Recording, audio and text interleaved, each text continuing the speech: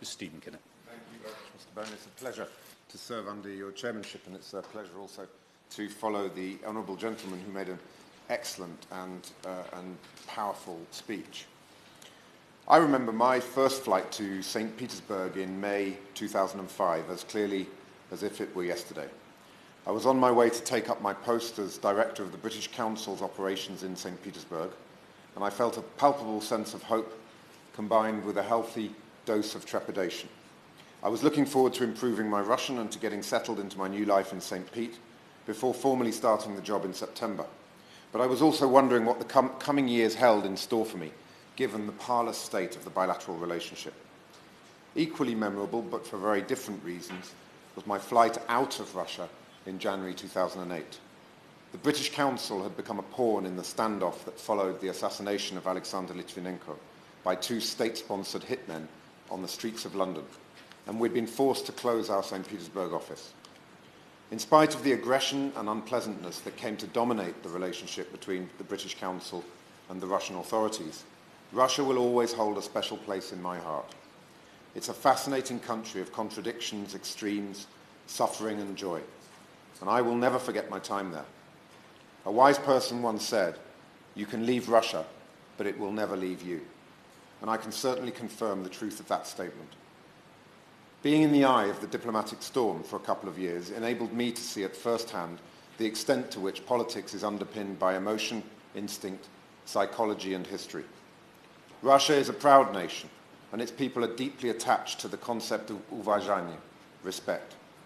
The national psyche is rooted in a sense that no Russian should ever be treated as second-rate, and anchored by the suspicion that Mother Russia is constantly being disrespected and destabilized by malevolent external forces. The identity, instincts and mindset of the Russian people are shaped by geography. Inhabitants of a vast landmass with borders so long they are impossible to defend, the Russians have always suffered from encirclement anxiety.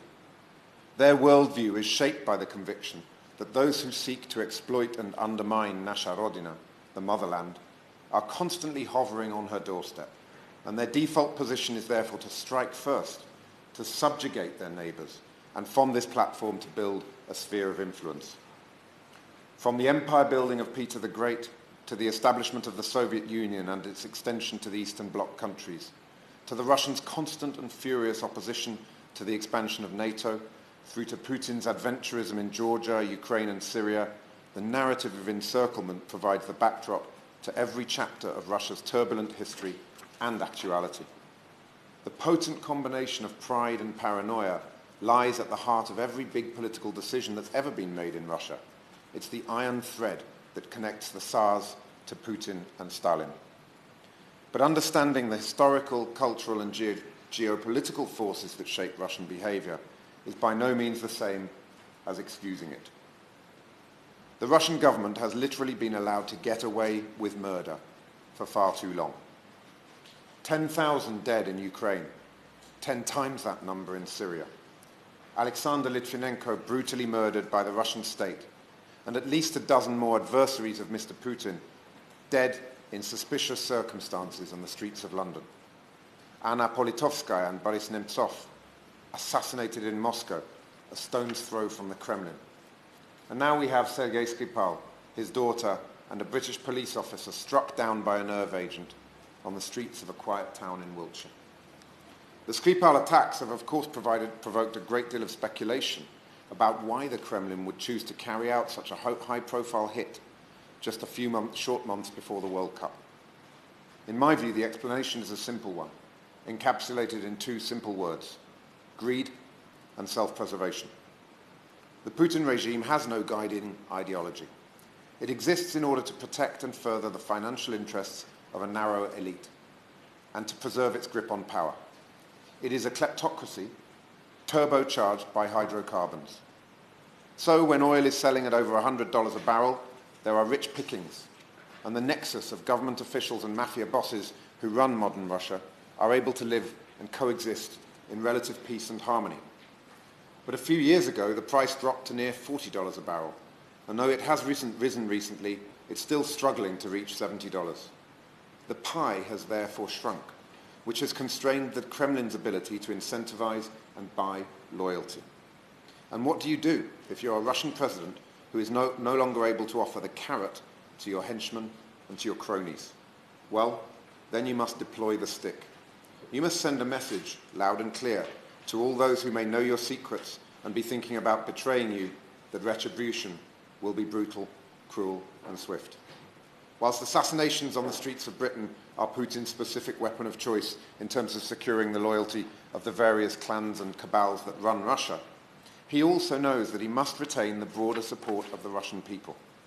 And this he has done through a series of cynical and ruthless foreign policy initiatives and military interventions.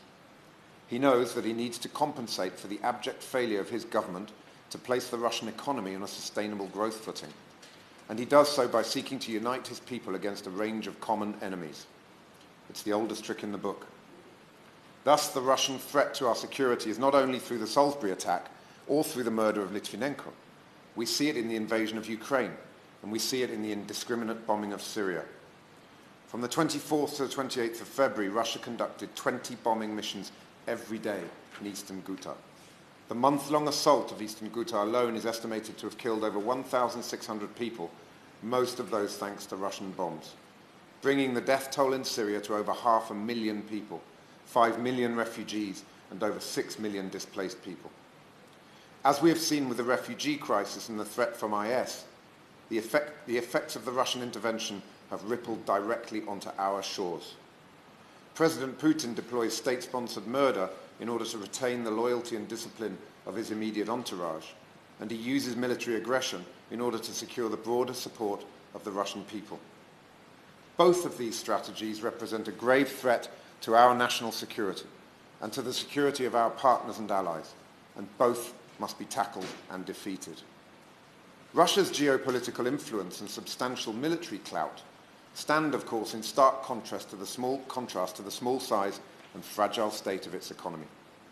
In 2013, Russia's economy was roughly the size of Italy's and considerably smaller than Germany's.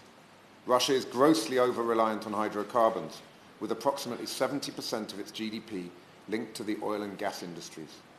With the price of a barrel of oil plummeting, the value of the ruble tumbling, the demographic time bomb ticking, sanctions biting, and poor economic decisions compounding these problems, the Russian economy is facing a perfect storm. It's against this backdrop that sanctions as a foreign policy tool are ultimately likely to have real effect. The sectoral sanctions imposed by the EU in the wake of the shooting down of flight MH17 by a Russian-made missile in July 2014 certainly led Russia to tread more carefully in terms of incursions into eastern Ukraine. And there is some evidence to suggest that President Putin is not actively seeking to up the ante there. The government must now build on the success of these measures by committing to the following. First, we must ensure the Magnitsky Amendment to the Crime and Sanctions Bill is implemented effectively. The Magnitsky Amendment was a vital change to the bill because it strikes at the hypocritical heart of the Putin regime and makes clear to those that have hidden assets in the West that Putin cannot protect you. However, for it to be effective, the sanctions list must be as accurate as possible, and the government must therefore set out how members of the public, members of parliament and peers can suggest additional names to be added to the sanction list and the visa bans. Second, we must continue to support asset freezes, visa bans and economic sanctions against Russia until such time as the terms of the Minsk ceasefire agreement under the auspices of the OSCE have been fully implemented. Minsk is far from ideal, but it represents the only hope for stability and peace. Third, we must continue to support sanctions that are specifically connected to the annexation of Crimea, as long as Crimea is occupied. Fourth, commit to support the training and equipping of Ukrainian forces if there were to be any attempt by Russia to ramp up hostilities in Ukraine, for example through a new land grab. Fifth, press for full implementation of the EU-Ukraine Deep and Comprehensive Free Trade Agreement. Russian concerns about the DCFTA are simply not credible. Ukraine is a sovereign country and therefore free to sign international agreements as it sees fit. Sixth, we must argue forcefully for the completion of the EU Energy Union.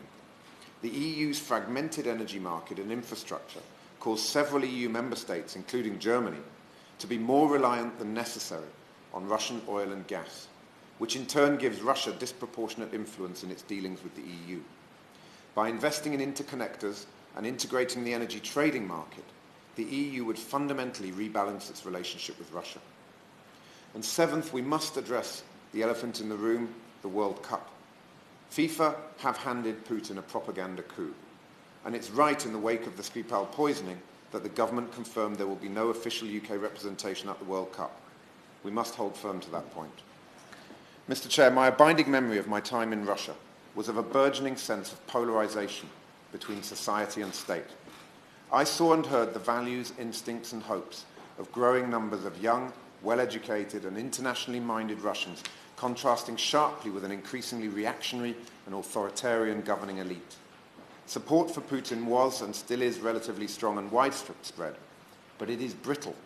He derives his legitimacy from the fact that people are prepared to trade the rule of law, pluralism, transparency and freedom of speech for the security, stability and economic growth that he offers. However, when Russian holiday jets are being blown up in response to military adventurism, and when recession and inflation become the dominant features of the Russian economy, then many more Russians will start to draw the conclusion that their president is failing to keep his side of the bargain. But change in Russia will not come anytime soon, as evidenced by the recent election. President Putin can still count on the support of the majority of Russian voters, with the notable exception being the growing middle classes in Moscow and St. Petersburg. Clearly, the assiduously developed propaganda that is pumped out by the state media machine plays a major role in maintaining Putin's approval ratings. But my time in Russia also taught me that the Russian people are still traumatized by what they perceive to have been the chaos and humiliation of the Yeltsin years. And the stability that Putin brought following that turbulent period continues to underpin his popularity today. It is therefore essential that we respect the will of the Russian people. Vladimir Putin has been the leader of choice for over 15 years, and he will continue as president until 2022. Let us therefore engage with Russia as it is, and not how we would like it to be. Let's demonstrate through our words and deeds that we truly understand the history, the culture, interests and foreign policy objectives of this vast nation with its huge potential. But let us be absolutely clear, strong and resolute in the face of Russian aggression. And that clarity, strength and resolution must start right here in this House. The Kremlin will constantly and consistently attempt to divide us, and we must not allow them to do so. And that is why it's vital that my party makes it crystal clear that we support both the words and actions of the government, the EU and our NATO allies in dealings with Russia. Mr. Chair, it's not the moment for whataboutery.